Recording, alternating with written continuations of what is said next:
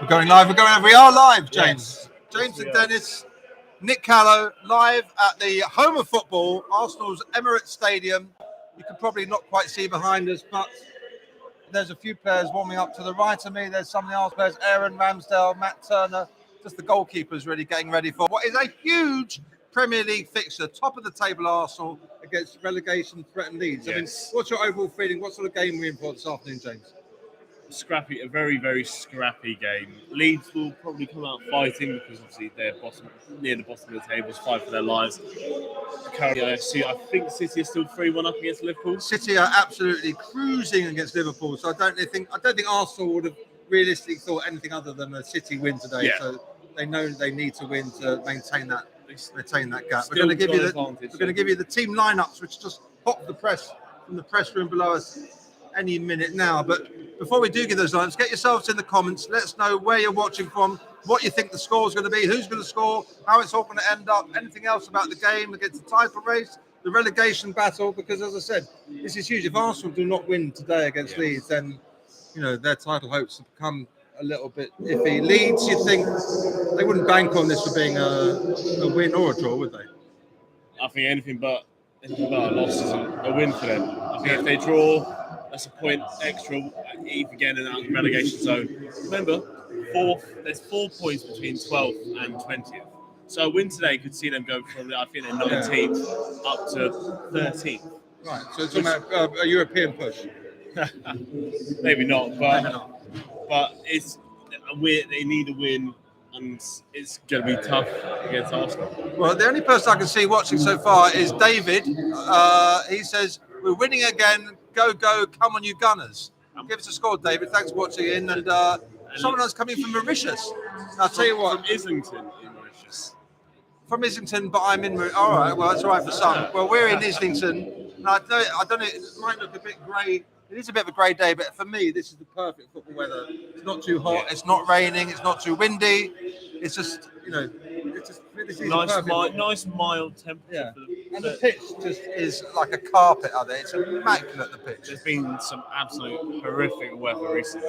Yeah. But luckily, Premier League clubs get amazing ground staff to keep these pitches. They certainly do. In the beautiful way they are. And here's hey guys, who's that? That's Cash App. That's such a long name. My eyesight. Cash App. Block 4, North London forever. Are you here? Are you here, Henry Gooner? You here in Block 4 already? Give us a thumbs up or a scoreline prediction if you are. 3-0 Arsenal. 3-0 Arsenal. Who's that from? Is that from Rosa? I must get these glasses. I mean, my glasses are a bit bigger than yours, but for some reason I can't read what's going on there. It's amazing. I tell you what, folks. Shall we give you the Arsenal lineup because there's nothing too unexpected in there. In that Aaron Ramsdale is starting goals and he's warming up there. Ben White takes up the right back position. The interesting one is on the substitute bench. The backup right back is a teenage guy from the academy, Royal Waters, who I don't think I've ever seen play. Have you seen Waters play? Yes, saw him in Germany in pre-season and in America. He held his own. Yeah, he did quite well. I mean, I've heard great things about him, but if he gets a chance to come on, this is going to be a huge test for him against a Leeds team that we expect Arsenal to beat. But they can play, they can rise to the occasion, and it could be that it gets a bit tense here for the Arsenal players. Anyway, in the middle of the defence, we've got Rob Holding in for William Saliba alongside Gabriel Magalhaes, and at left back, so with the inverted left back, Alexander Zinchenko. Thomas Partey has made it. He's fit. He's playing. He didn't play for Ghana with me, but he is playing alongside Granit Xhaka in that midfield too. And then it all goes attack crazy, doesn't it? We've got Leonardo Trossard. We've got Gabriel Martinelli. I can't see Bukayo Saka on there. He's on the bench. He's on the bench. James, you should have told me. Bukayo Saka's on the bench. I thought you knew. Well, I'm just finding out. I'm just finding out. So am I. Right, well, why is Bukayo Saka's on the bench? As pointed out by Cash App, Saka's on the bench for the first time since December 21. Blimey, that is I can only apologise, HaytersTV viewers, for not bringing that news earlier. But you just heard it here, breaking live on the pre-match HaytersTV live show. We've got another 3-1 prediction there from BTM. Saka is on the bench because of Southgate. I don't think he is. I think this might be the perfect game to rest Saka. There's some crucial games, and then considering Leandro Trossard's huge impact since arriving in January, I think why not give one of the front three a rest? Yeah, Like I he did mean, with Martinelli. that's an interesting theory because Saka played all those games. We played all the minutes, or not all the minutes. We played a lot of minutes for England and was the star boy for England as well as he's been for Arsenal. So you're right. Arsenal have got Liverpool away next weekend. This is, the countdown there. So 10 games to go, 10 cup finals, as everyone is saying here, and perhaps, arguably, this is one game where you can start Saka on the bench and introduce him as a sub. When he has ever come on as a sub, when he was a younger player on the fringe of the team, he always made an impact. Oh, definitely. Yeah. And let's just see how that pans out. Now, Leeds United are beset with injury problems. I was watching Javi Grazia's press conference on the HaytersTV channel the other day, on Thursday, I think it was, and he was saying all they can do is come here to defend. James, you talked me through the Arsenal lineup. I'll try to talk through, but maybe you could talk us through the key players in the Leeds lineup. Definitely. So, first of all, Ilian Meslier, 21 years old. Excellent keeper. For his age, I think he's 22. Played over 150 professional games. Leeds signed him when he was 18 years old. Came in during the championship. Was a bit shaky. Still shows he's rough around the edges, but has proved that he's going to be key to stop Arsenal's attack. He's a brilliant keeper. Imagine if Leeds did go down. There's a lot of Premier League clubs who are looking to sign him because he's going to be at the top for another 10, 15 years. I think Leeds have lots of players that could be snapped up by Premier League clubs. Luke Ayling, number 2, their captain. Would he be snapped up? Probably not. No, but people like Brendan Harrison, he's highly touted when he played for RB Salzburg in Austria and in the Champions League alongside Erling Haaland, I believe. I might be wrong. He's not playing, is he? No, he sadly for any FPL users, Erling Haaland is injured. But one like Mark Rocker from Bayern Munich, Crescenzo Somerville, a very young talent, scored the winner against Bournemouth and Liverpool earlier in the season. So you're making this Leeds team sound very, very good despite their injury problems.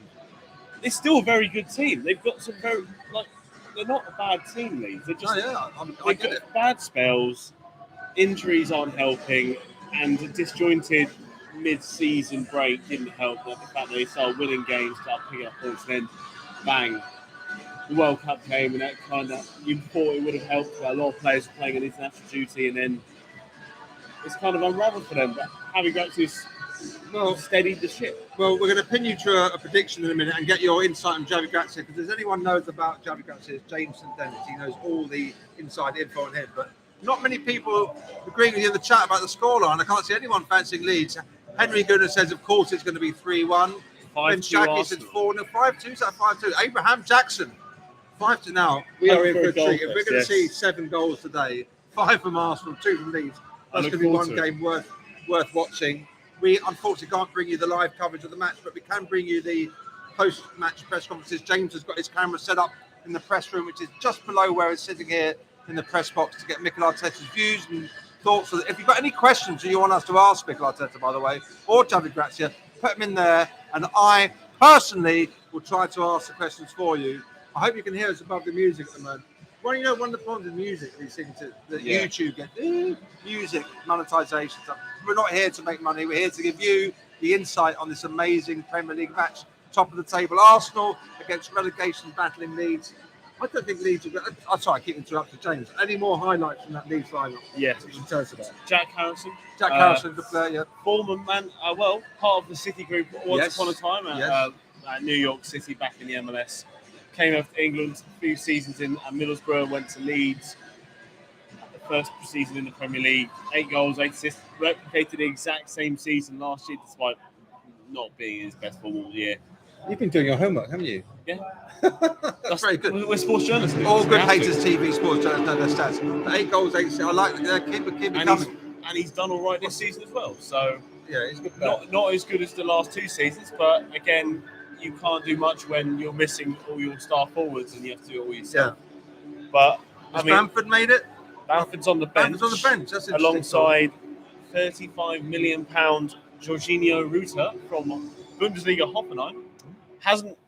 Hasn't scored, but as Hoffenheim sporting director said, he's going to be a top talent. Okay. But also Weston McKennie from Juventus. These are some big players, well-established international stars for Leeds. Just have to gel. Are there any Leeds fans out there watching us? Are there any Leeds fans in the ground? I'm just going to turn over while you finish off the team names. Yes. There's a few Leeds fans in the ground. I'd say about 100 so far. Alongside the key players I've mentioned, we've also got Junior Firpo, former Barcelona left back. Oh yeah, he's a player. Robin Koch, former Bundesliga star, Germany international. Like I said, Mark Rocker, Spanish international. Pascal Straub, you might remember him as the person who infamously broke Harvey Elliott's leg last season. I do. But apart from that, he's had a solid season playing as a makeshift left back under Jesse Marsh, and now back in his natural centre back role under Javier Gracia. We've also got Luis Sinistero, the Colombian. Had a great season in the Europa Conference League. Took final all the way to the final. Unlucky to lose against Roma, but they have some star-studded lines, and obviously Rasmus Christensen, Danish international, Champions League experience with RB Salzburg as well. That was the thing at the start of the season. Jesse Marsh, former Salzburg manager, brought in a load of Salzburg players, and you thought, is it going to be another Ellen Harden situation, bringing in these young stars? Yeah. Somehow it's been hit and miss. But Jesse Marsh got sacked, so whoever employed him think that he was in charge of the wrong decisions there. But maybe future managers will reap the dividends, the benefits of his signings. Yes, got a bit of Michael Jackson in the background now.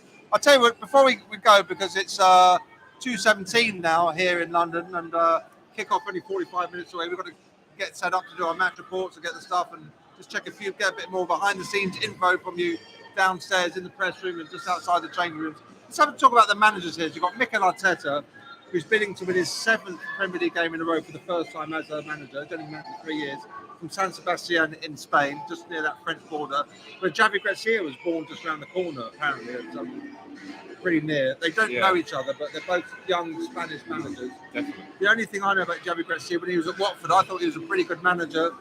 I remember being at a press conference there when they were doing really well, and someone in there said, "Wait, how do you find living in Hertfordshire or in Watford? And, what sort of house have you bought?" And he goes, "Bought?"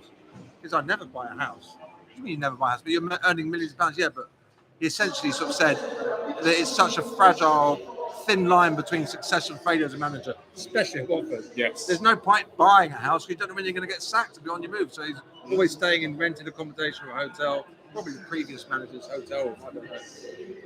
Even when they kept doing better and better and better. The same journalist said, "Have you bought a house? Are you ever going to buy a house?" And in the end, he said, "Yes, I now feel like I should buy a house." But James, you know Watford inside out. You probably know about Javi Gracia. Why did he get sacked? Is he not a very good manager? What's the story? I don't know. I have no idea why I don't know why he got sacked. The annoying thing was you lead a team like Watford to an FA Cup final, regardless of the results. Yeah. Against Man City, 6-0, not the best. Watford actually should have taken the lead in that game. And although it kind of plastered over the cracks at the end of season form wasn't the best, I think Watford only ended up beating Fulham and Huddersfield, 2 teams that got relegated towards the end of the season. Well, he didn't take them down, did he? No, we actually achieved our highest ever. We were actually in the battle for the 7th place for the coveted final European spot until the last 4 or 5 games of the season. So to sack him 4 games in to the following season.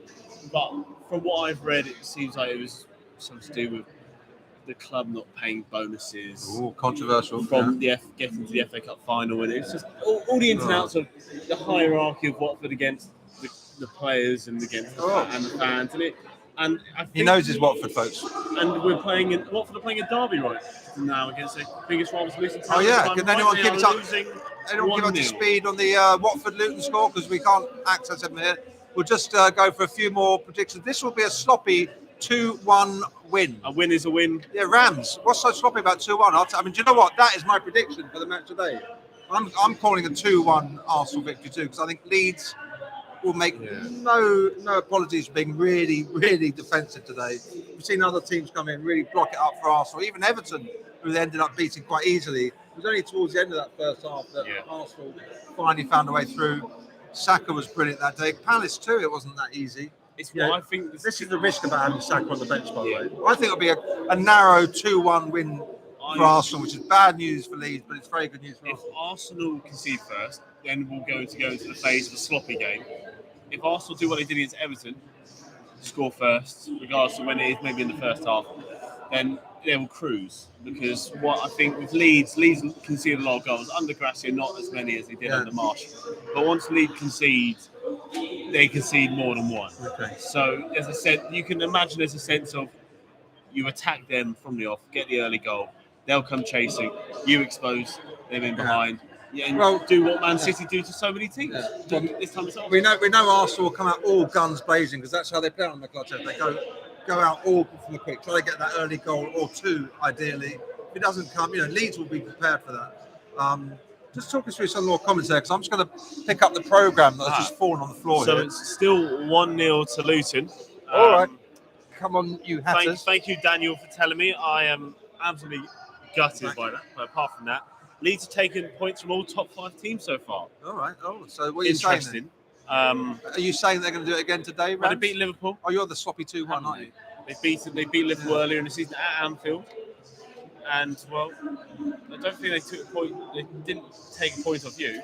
Okay, so I've said 2-1 to Arsenal, James. What is your prediction as we near the 16th minute? We've got 68,000 people watching us, 68 something. Or 68 thumbs up. Tell your friends. Right now, yeah, 68,000, 45. I think 4-0. I'm going to go with the same prediction I did against Everton. 4-0 Arsenal. Well, I just want to share with viewers an excellent cover from the Arsenal programme today. That might be reversed to picture of Granit Xhaka with his now trademark celebration. Great picture there by Stuart McFarlane, the Arsenal club photographer. Yes. I wonder if Granit's back in the goals. Incredibly well. Back in the goals. Incredibly well. Just another thing. It's the club, like we've spoken about. The club will be honouring David Rocky Rocastle today, a legend around these parts and at Leeds. One of my favourite ever Arsenal players. They'll be honouring him just before the game. 22 years since his passing yesterday. I spoke to Mikel about Rocky yesterday. He said some great words. He said he's loved by the whole club, and so he should be. Yeah. And obviously you love him as well, Nick. Well, I mean, there's been many great Arsenal set number 7s over the years. My first favourite one was probably Liam Brady, and it'll always be my favourite probably. But Rocky was an exceptional player, and but I think when I started working, he was still around the team, and I got to meet him a few times. Even after he left and went to play for Leeds, I remember I was on holiday when he signed for Leeds and just saw someone at the Springport Hotel, Rocastle signed for Leeds, £2 million.